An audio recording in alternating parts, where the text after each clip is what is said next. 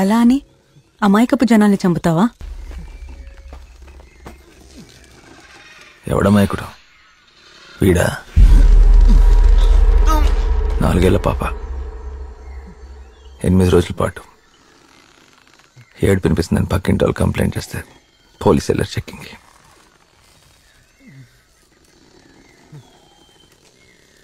చనిపోయింది. పోస్ట్ మార్టంలో తెలిసింది చనిపోకముందు.